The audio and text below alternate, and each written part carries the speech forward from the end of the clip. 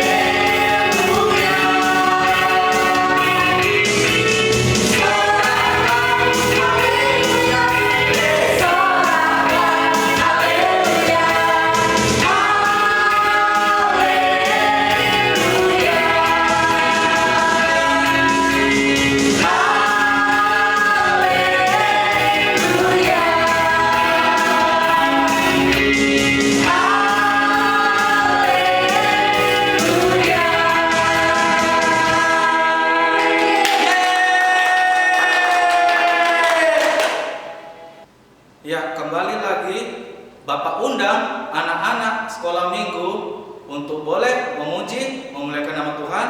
Kita angkat pujian, senang-senang memuji Tuhan.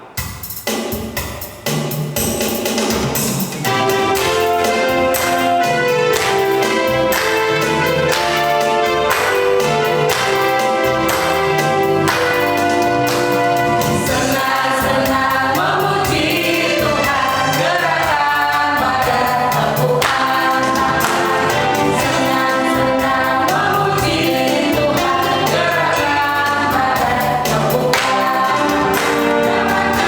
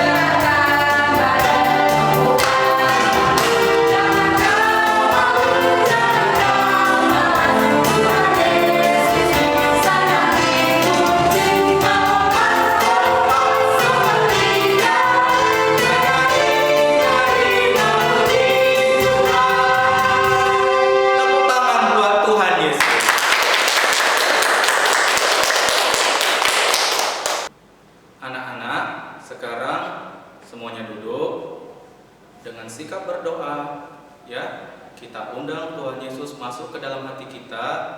Sebelum kita mendengarkan firman Tuhan, ada baiknya kita bernyanyi lagu Ku Mau Cinta Yesus.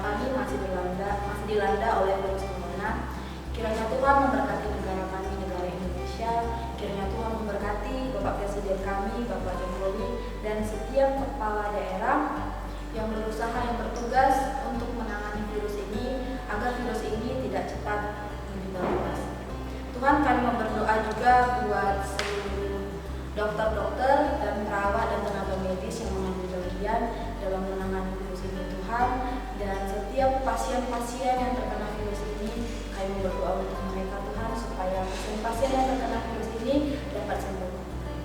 Tuhan, ingatkan kami untuk selalu mengikuti protokol kesehatan, untuk selalu memakai masker ketika kami keluar rumah, untuk selalu menjaga jarak dengan orang lain, untuk selalu menjaga kebersihan, menjaga kesehatan tubuh kami, agar tidak ada lagi pasien-pasien yang bertambah ini.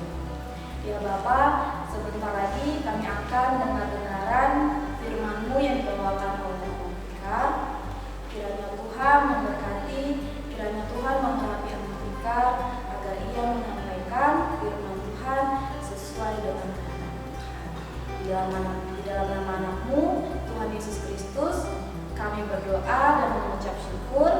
Sama-sama kita katakan, amin.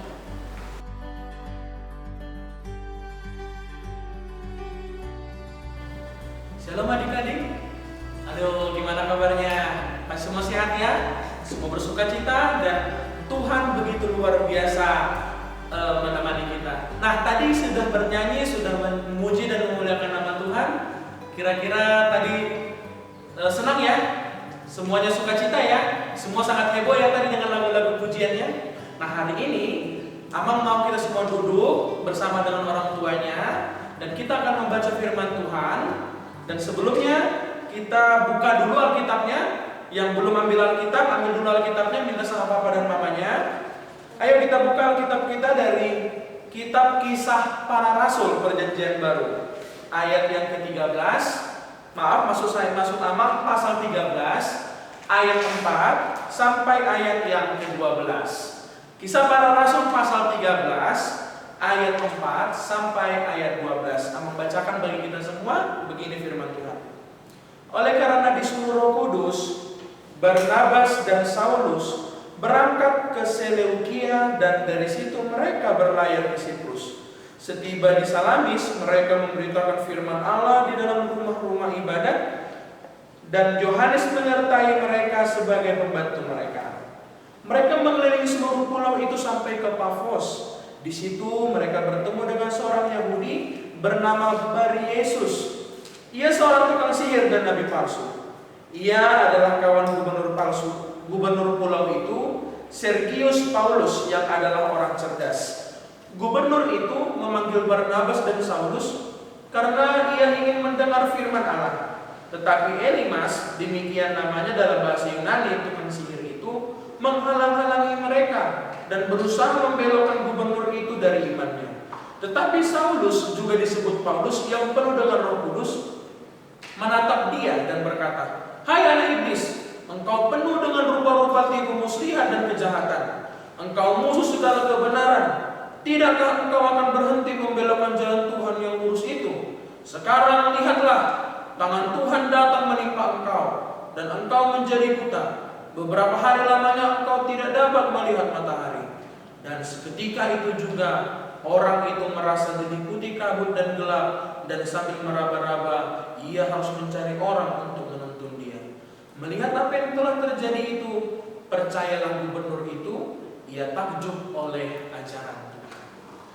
Ya, itulah firman Tuhan yang kita baca pada hari ini. Nah, adik-adikku semua di sini yang ada di rumah, dari cerita ini, Amang mau ceritakan tentang dua tokoh yang sangat dikasihi dan disayangi Tuhan. Siapa tadi namanya? Paulus dan Barnabas. Nah, Paulus dan Barnabas ini adalah orang-orang kepercayaan Tuhan yang dipanggil menjadi seorang rasul. Nah, apa sih tugas dari rasul itu? Nah, tugas rasul itu adik-adik adalah seorang pemberita Injil. Jadi, orang-orang yang tidak kenal Yesus, nah, tugas rasul adalah memperkenalkan Yesus kepada mereka. Pergi misalnya mereka ke suatu tempat, semuanya di sana tidak ada yang kenal sama Yesus, tidak ada yang kenal sama Allah, sama Tuhan. Nah, orang inilah yang akan pergi ke sana untuk memperkenalkan Yesus sama mereka, sehingga mereka bisa sama seperti kita, orang yang sayang sama Yesus, orang yang mau bernyanyi memuji Yesus, dan orang yang mau beriman sama Yesus. Nah, Paulus dan Barnabas ini sudah pergi ke berbagai macam kota, dan pada akhirnya di ayat yang kita baca tadi, mereka berdiam di suatu tempat yang namanya kota Pafos. Nah, di kota Pafos ini mereka berjumpa dengan dua orang. Yang pertama tadi ada seorang gubernur yang cerdas, namanya adalah Sergius Paulus. Dan yang kedua yang berupa orang jahat, yang merupakan adalah orang jahat, dia namanya tadi Elimas, yang adalah seorang penyihir. Adik-adik tahu nggak penyihir seperti apa? Iya betul, penyihir ini adalah orang-orang yang melakukan sihir, yang melakukan sesuatu yang begitu ajaib dengan mantra. Kalau sekarang apa ya namanya? Namanya adalah dukun. Itu dia. Nah, pada saat itu ketika Paulus dan Barnabas tiba di Pafos, lalu gubernurnya tadi, Sergius Paulus tadi, pingin dengar firman Tuhan. Ada seorang prajurit datang. Tuanku, ada dua orang yang datang melalui kota kita. Siapa namanya? Mereka berdua namanya Paulus dan Barnabas. Apa yang sedang mereka lakukan di tempat ini? Mereka sedang membicarakan tentang Yesus. Mereka lagi ingin memperkenalkan Yesus Tuhan mereka sama orang-orang yang ada di rakyat kita ini. Oh, kalau begitu aku juga ingin mendengar cerita mereka. Benarkah Tuanku? Iya, tentu saja. Panggil mereka menghadapku. Nah, pada saat itu datanglah prajurit itu membawa Paulus dan Barnabas ke hadapan Sergius Paulus, gubernur pada saat itu. Lalu Paulus dan Barnabas bercerita tentang Yesus, bercerita tentang firman Tuhan kepada Sergius Paulus. Mereka berkata kepada Gubernur, kami ini adalah orang-orang yang dulunya adalah orang berdosa. Kami itu dulu adalah anak-anak iblis. Kami itu orang yang tidak percaya sama Tuhan. Berdoa pun gak pernah kami, makan pun gak pernah berdoa, ke gereja pun gak pernah. Tapi setelah Tuhan datang sama kami, saya dilepaskan dari dosa, lalu saya menjadi percaya sama Yesus. Bukan itu saja, ketika Yesus pernah datang ke dunia ini, dia pergi memberikan mujizat. Ada orang sakit bisa sembuh, ada orang buta bisa melihat, ada orang lumpuh bisa berjalan, dan lagi Tuanku, orang mati bisa bangkit. Nah, Sergius Paulus terheran-heran. Kira-kira ini benar gak ya? Masa ada orang yang bisa menyembuhkan seperti itu? Masa sih sampai ada orang mati bisa dibangkitkan? Nah, pada saat itu temannya tadi, yang si dukun tadi, si Elimas tadi, melihat kebingungan dari si gubernur tadi. Nah, lalu dia berpikir, ini tidak boleh ini percaya sama Yesus. Dia harus menjadi temanku, dia harus percaya samaku. Kalau nanti dia percaya sama Yesus, aku tidak bisa lagi menjadi temannya. Aku juga bisa menyembuhkan, aku juga bisa melakukan hal-hal yang ajaib. Dia harus percaya samaku. Dan akhirnya si Elimas tadi mencoba untuk membingungkan Sergius Paulus. Udahlah Tuanku, gak usah percaya sama si Paulus dan Barnabas itu. Mereka kan baru datang kemari. Gak usah langsung percaya sama aku. Aku kan sudah lama jadi temanmu. Ketika kau kesulitan, suruh ke sana, aku siap. Ada orang sakit, aku panggil, aku pasti siap menyembuhkannya dengan kekuatan sihirku. Aku bisa melakukan hal-hal yang tidak bisa dilakukan manusia. Katanya begitu. Lalu lanjutkannya lagi, kau percaya sama Yesus? Emang kamu sudah pernah kenal sama Yesus Tuhanku? Belum kan? Nah, udah gak usah percaya sama Yesus, percaya sama aku aja, kita akan berteman. Katanya begitu. Mulai bingunglah Sergius Paulus tadi. Gubernur ini bingung. Iya ya, aku gak pernah kenal sama si Paulus dan Barnabas ini. Kok bisa-bisanya mereka melakukan hal-hal yang kayak gitu? Menceritakan tentang Yesus, lantas siapapun Yesus itu. Aku jauh lebih kenal sama kawanku ini, si Elimas ini. Aku harusnya percaya sama dia. Tetapi pada saat itu Paulus dan Barnabas mendengar semua yang dipercakapkan, semua yang dikatakan si Elimas kepada gubernur tadi. Dan akhirnya Paulus bangkit, lalu mengatakan sesuatu kepada Elimas. Katanya tadi, hei Elimas, kok berani-beraninya kau menghancurkan setiap yang kami ajarkan? Kok berani-beraninya kau menyangkal Yesus? Siapa kau? Sampai akhirnya kau berani mengatakan hal-hal yang tidak baik tentang Yesus. Benarlah kau itu musuh dari kami. Kau tidak percaya sama kebenaran. Oleh karena itu, aku akan bilang sama Tuhan, supaya matamu hari ini dibutakan. Kau tidak bisa melihat. Itulah yang harus didapatkan samamu, karena kau sudah mencobai Tuhan, katanya begitu. Tapi habis itu, akhirnya apa yang bisa kita lihat? Seketika perlahan-lahan mata Elimas menjadi buta. Dia tidak bisa melihat, dia tidak bisa lagi melakukan apapun yang bisa dilakukan oleh orang normal. Kekuatannya hilang dan sebagainya. Nah, Akhirnya dia berjalan pulang sambil meraba-raba, sambil mencari orang untuk menuntunnya pulang. Lalu ada lagi hal yang menakjubkan. Sergius Paulus, orang yang kebingungan tadi, gubernur tadi, akhirnya menjadi percaya sama Yesus. Wah, aku belum pernah melihat orang seperti ini, yang tidak ada mantra, yang hanya berkata-kata saja, langsung bisa membuat orang menjadi buta. Wah, ini pasti pekerjaan Tuhan. Aku tidak mau lagi menyembah dewa-dewa. Aku tidak mau lagi percaya kepada dukun dan tukang sihir. Aku tidak mau percaya lagi. Lalu dia katakan, Paulus dan Barnabas, aku menerima firman yang sudah kau beritakan kepadaku. Aku ingin kenal Yesus yang kau beritakan itu. Dan akhirnya pada saat itu juga gubernur itu menjadi orang yang percaya kepada Tuhan. Nah, adik-adikku semuanya yang sekarang sedang menonton video ini, apa yang mau Amang sampaikan? Nah, tadi lihat, Paulus dan Barnabas itu adalah orang-orang kepercayaan Tuhan. Betul ya? Nah, orang-orang kepercayaan Tuhan, kenapa Tuhan bisa percaya sama mereka? Karena mereka adalah orang yang baik, orang yang lemah lembut, orang yang mau patuh dan taat kepada Tuhan. Lihat apa yang terjadi sama mereka. Mereka sebenarnya kesulitan. Mereka pergi ke suatu tempat yang mereka tidak kenal. Mereka pergi memberitakan tentang Yesus. Lalu ada yang mencoba untuk menghalang-halangi. Keinginan mereka untuk membuat semua orang percaya sama Yesus dihalangi sama orang jahat. Lihat apa yang terjadi. Yesus, Tuhan itu melindungi mereka dari orang-orang jahat. Nah, Amang percaya semua orang yang ada di rumah, adik-adik Amang yang ada di rumah, semuanya adalah orang-orang baik. Semua adalah orang-orang yang percaya sama Yesus. Jadi kalau kita pergi kemana-mana, kalau kita mau melakukan sesuatu, haruslah menyampaikannya, haruslah berdoa terlebih dahulu kepada Tuhan. Supaya apa? Supaya Tuhan melindungi kita. Nah, jangan lupa kasih tahu sama abangnya, kasih tahu sama kakaknya, kasih tahu sama teman-temannya bahwa kita ini adalah pengikut Kristus. Kita perkenalkan lewat sikap kita. Saya adalah orang baik. Oh, saya kan adalah anak Yesus. Saya kan adalah anak Abraham. Saya kan adalah anak Allah. Berarti saya pun harus berlaku baik, tidak boleh jahat. Nah, kalau saya bisa begitu, kalau adik-adik bisa begitu, maka orang-orang nanti akan banyak berteman dengan kita.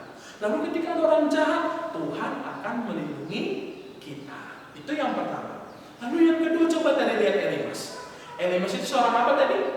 Iya betul, tukang sihir. Tukang sihir itu tadi seperti dengan dukun, sama dengan dukun. Melakukan sesuatu yang tidak bisa dilakukan manusia dengan cara yang ajaib. Tiba-tiba bisa digerakkannya benda mati, tiba-tiba nanti dia bisa tiba-tiba dia bisa menyembuhkan orang sakit, dia bikin mantra-mantra, dia sembuh orang sakitnya. Itu yang dilakukan Elimas. Tapi lihat, ternyata dia adalah orang jahat. Dia adalah orang yang tidak kenal dengan Yesus. Dia adalah orang yang melawan Allah. Apa yang terjadi sama dia? Dia dihukum dan dibuat matanya menjadi buta. Adik-adik abang sekalian di sini, jangan pernah percaya dengan yang namanya tukang sihir. Jangan pernah percaya dengan yang namanya dukun. Kalau kita sakit, datangnya ke dokter, lalu minta berdoa, lalu kita minta pertolongan dan kesembuhan sama Tuhan lewat doa-doa kita. Kalau kita butuh sesuatu, kalau kita ingin mama sama papa kita bekerja dan diberkati Tuhan, kita harus berdoa. Kalau kita ingin sehat, kita minta doa sama Tuhan, biar Tuhan berikan kesehatan sama kita. Bukan pergi ke dukun. Dukun akan dihukum Tuhan seperti halnya dengan Elimas tadi. Elimas adalah orang yang tidak percaya kepada Allah, dan dukun juga adalah orang yang tidak percaya kepada Allah. Oleh karena itu, sebagai anak-anak Tuhan, sebagai anak-anak yang sama seperti Paulus dan Barnabas yang mau percaya kepada Allah dan yang sudah percaya sama Yesus, ayo kita semua rajin memuji Tuhan, rajin berdoa kepada Tuhan, dan juga jangan lupa untuk terus berlaku baik di hadapan Tuhan. Oke semuanya? Oke, kita tutup firman Tuhan ini dengan sama-sama katakan amin. Oke, kita bersatu di dalam doa. Bapak yang baik, Bapak yang terkasih, yang kami muliakan dalam nama Yesus Kristus, terima kasih Tuhan, anak-anak-Mu sudah mendengar cerita tentang Paulus dan Barnabas. Mereka adalah orang-orang kepercayaan Tuhan yang Tuhan kasihi, yang Tuhan pakai untuk membuat orang kenal dengan Engkau. Kami juga Tuhan adalah orang-orang yang kenal dengan-Mu. Kami adalah anak-anak Yesus, kami adalah anak-anak Allah yang selalu percaya kepada-Mu. Lindungilah kami Tuhan dari segala mara bahaya. Lindungilah kami Tuhan dari segala sesuatu yang ingin menghancurkan kami, keluarga kami. Dan bantulah kami Tuhan untuk menjadi anak yang setia, anak yang baik, anak-anak yang terus percaya kepada Tuhan.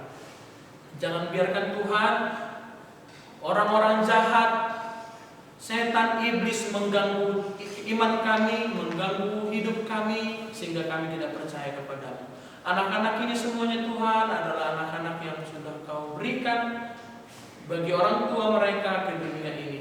Jadikanlah mereka Tuhan sebagai anak-anak yang tangguh seperti Paulus dan Barnabas, yang siap mengalahkan kuasa-kuasa iblis. Berkati orang tuanya juga Tuhan, supaya orang tuanya juga Bapak boleh menjadi orang tua yang takut akan Tuhan, yang selalu mengajari mereka tentang Tuhan, dan selalu mengajari mereka bahwa pentingnya berdoa kepada-Mu.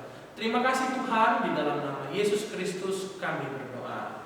Amin. Nah, anak-anak sudah dengarkan cerita firman Tuhan hari ini mengisahkan tentang Saulus dan Barnabas. Mereka pergi kemana tadi? Ke Pulau Siprus, ya. Di sana mereka memberitakan Injil, dan bukan itu saja, mereka berhasil mengajak satu orang untuk menjadi pengikut Tuhan Yesus. Siapa tadi namanya? Iya, Gubernur Sergius Paulus.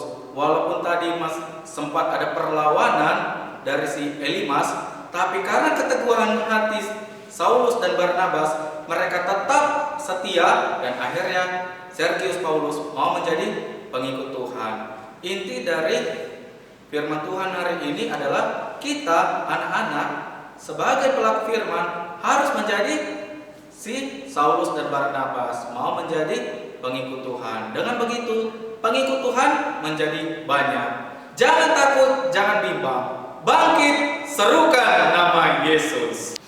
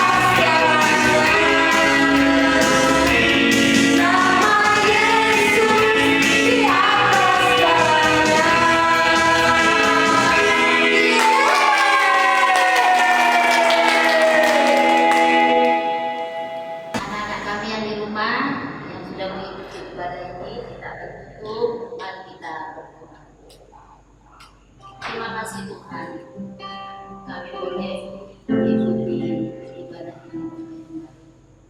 Kami bersyukur lewat ibadah ini anak-anak yang di rumah boleh diberkati. Kami sudah menaikkan pujian kami, doa kami, bahkan firman Tuhan sudah ditanggung. Biarlah itu Tuhan sebagai persembahan yang kudus dan berkenan di hadapan Tuhan. Karena kami tahu Tuhan, gereja ini adalah buatan tangan manusia, tapi kami sendiri adalah buatan tangan Tuhan. Untuk itu kami adalah gereja yang sesungguhnya. Kami sudah mempersembahkan Tuhan yang terbaik untuk Tuhan. Melalui ujian kami doakan, biarlah ini Tuhan sebagai persembahan yang kudus dan berkenan di hadapan-Mu. Berkatilah Tuhan ibadah kami ini. Berkati anak-anak sekolah minggu yang di rumah. Berkati guru-guru sekolah kami, supaya kami juga mampu mempersembahkan yang terbaik untuk Tuhan di hari-hari di umur ini. Terima kasih Bapa yang baik. Puji nama-Mu di dalam nama Yesus kami berdoa. Mari kita sama-sama mengucapkan doa Bapa kami. Bapa kami yang di surga, dikuduskanlah nama-Mu. Datanglah kerajaan-Mu, jadilah kehendak-Mu di bumi seperti di surga. Berikanlah kami pada hari ini makanan kami yang secukupnya, dan ampunilah kami akan kesalahan kami, seperti kami juga mengampuni orang yang bersalah kepada kami. Dan jangan membawa kami ke dalam pencobaan, tetapi lepaskanlah kami daripada yang jahat. Karena Engkau yang mempunyai kerajaan dan kuasa dan kemuliaan sampai selama-lamanya. Putra Tuhan Yesus Kristus, kasih setia dari Allah Bapa, penyertaan Roh Kudus, kiranya memberkati kita hari ini, besok, sampai selama-lamanya. Sama-sama